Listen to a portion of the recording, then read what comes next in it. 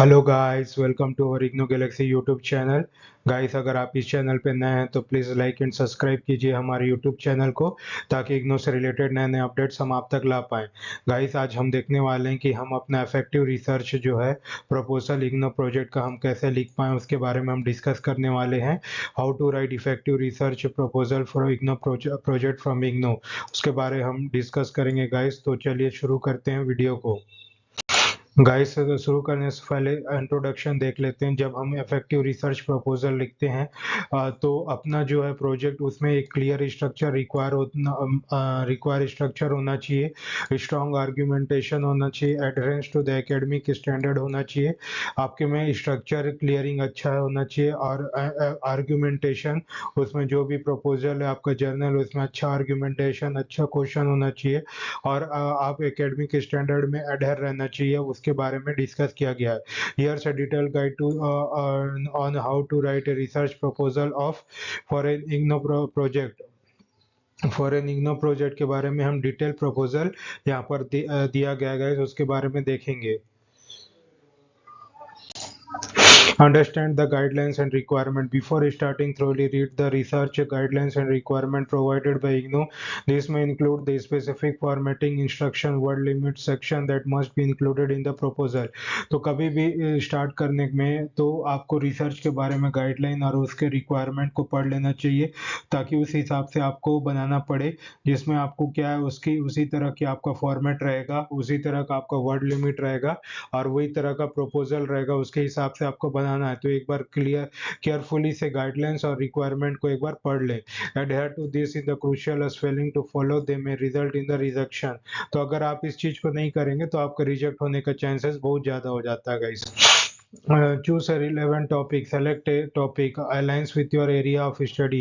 Choose a topic that fits within the subject area you are studying. IGNOS offer a wide variety of disciplines to ensure that your research falls within academic boundaries for your program. तो आपको क्या अपने area of study से aligning में, उसी से मिलता जुलता आपको टॉपिक चूज करके बनाना होता है, जिससे क्या आपके एकेडमिक में ही आपने के जो पढ़े हैं उसके ही अंदर में वो चीज आता है गाइस।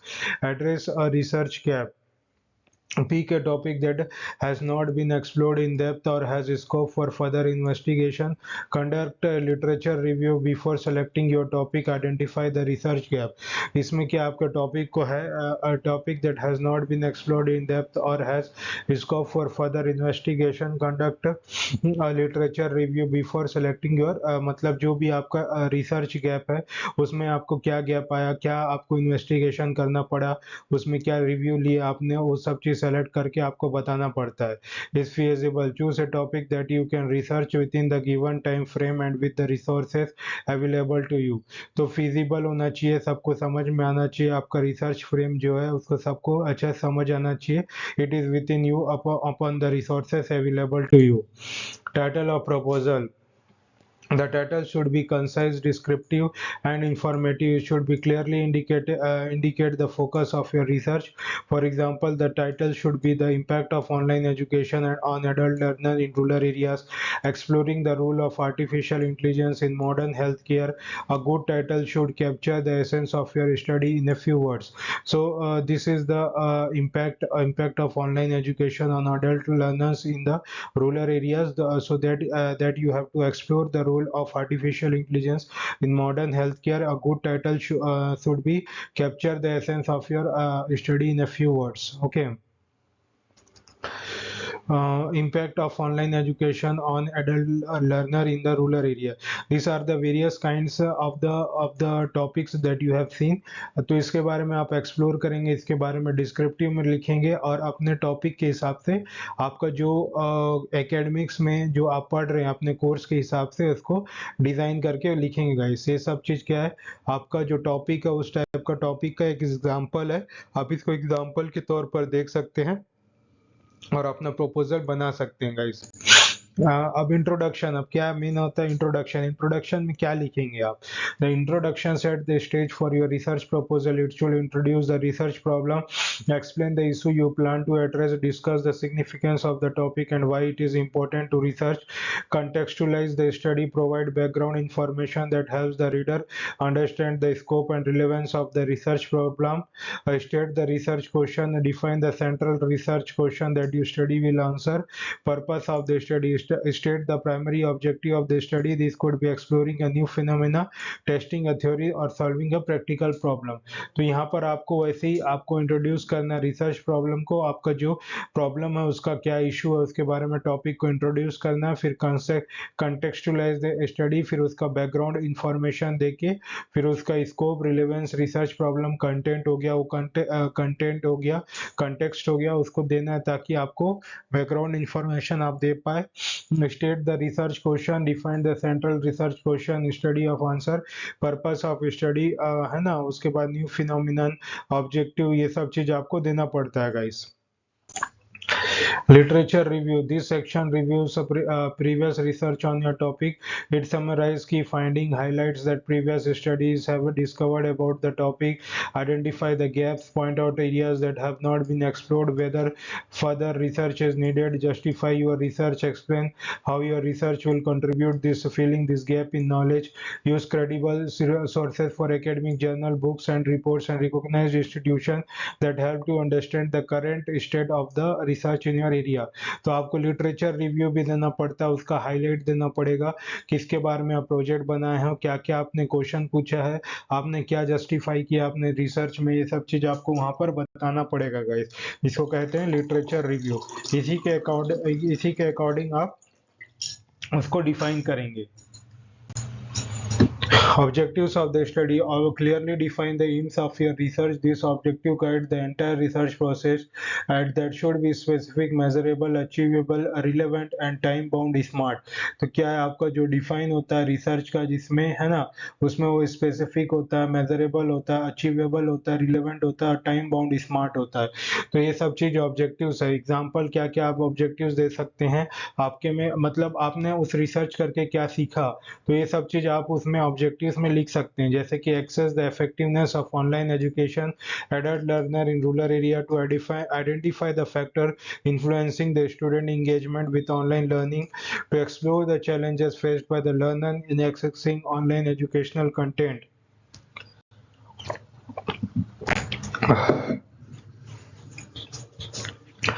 Research methodology. अब रिसर्च मेथडोलॉजी क्या होता है? The methodology outlines how you will conduct your research. This section should include research design, whether your research will be qualitative, quantitative और mixed method.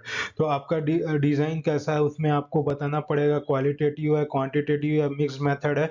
Sampling method, describe your target population and how you will select your sample, will you use the random sampling, purposive sampling etcetera. Data collection method, specify how you will collect data through surveys, interviews, observation, secondary data or experiments. Data analysis, outline how you will analyze the data collected. Will you use statistical method, thematic analysis or any other techniques?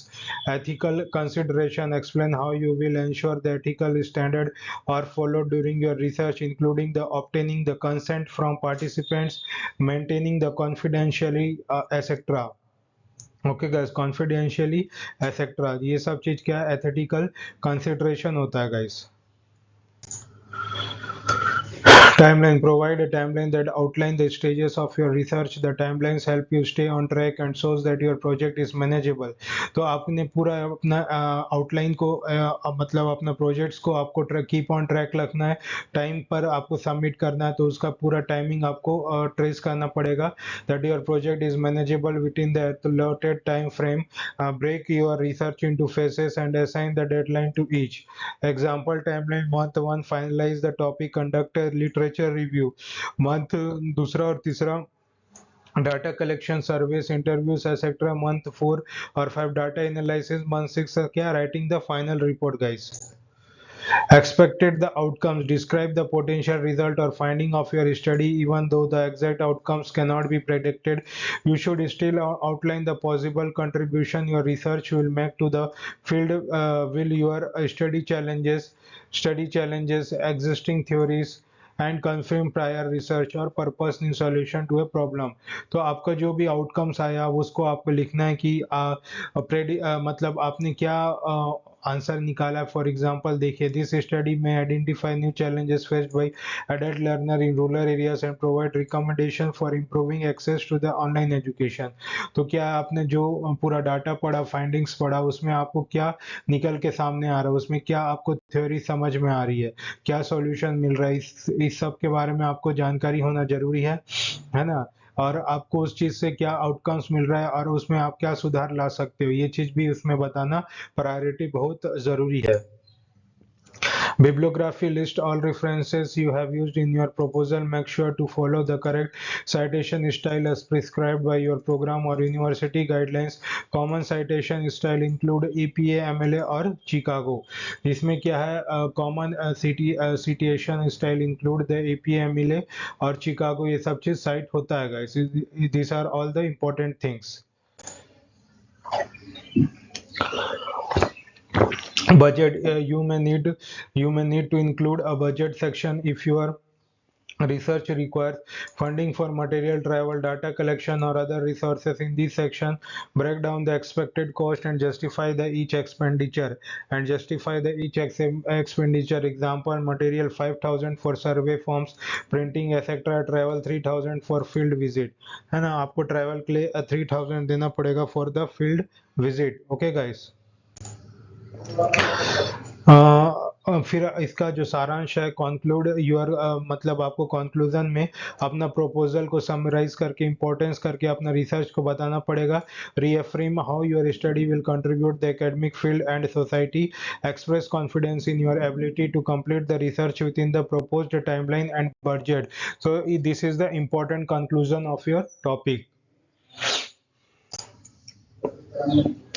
अब additional tips यहाँ पर बताया गया, clarity and conciseness. आपको अपना topic के बारे में क्लैरिटी और कंसाइजनेस होना चाहिए। Keep your writing clear and to the point, avoid necessary jargon and overly complex sentence. Proofreading, always proofread your proposal before submission to ensure there is no grammatical error, that your argument flows logically. Seek feedback before final submission. Seek feedback from your peers, supervisor or mentors to refine the proposal. तो आपके पास जो है, आपको उसको clarity concise वे में बताना पड़ेगा, proof reading देना पड़ेगा, जिसके कारण जो है आप में क्लैरिटी आ सके। फाइनल ये है कि a well written research proposal serves as a foundation for your entire research project by following a systematic approach, addressing a key component and ensuring the clarity and coherence in your writing, you can submit an effective research proposal that meets your IGNOU standard, that is mixed 12 IGNOU standard. This is the important point. ठीक है, ये सब चीज क्या है, आपको IGNOU standard को meet कराना चाहिए। ये इसमें आपका जो प्रोजेक्ट है वो IGNOU स्टैंडर्ड को मीट कराना चाहिए, इसका फाइनल पॉइंट है guys. So thank you guys, I hope you understood the session. अगर आपको ये सेशन अच्छा लगता है तो प्लीज़ लाइक एंड सब्सक्राइब कीजिए, और आपको अगर हैंड रिटन असाइनमेंट या सॉल्व पीडीएफ की आपको ज़रूरत है तो प्लीज़ इस नंबर पे व्हाट्सअप कीजिए, ताकि हम आपको आपके तक सेवा पहुंचा पाएँ। या फिर आपको कोई डाउट है, क्वेरी है इग्नू से रिलेटेड, आप इस नंबर पे कॉल बैक करके पूछ सकते हैं, हमारी टीम आप तक जरूर रीच आउट करेगी guys. So thank you guys, कल हम फिर मिलेंगे ऐसी एक नए सेशन के लिए साथ। Thank you, good bye.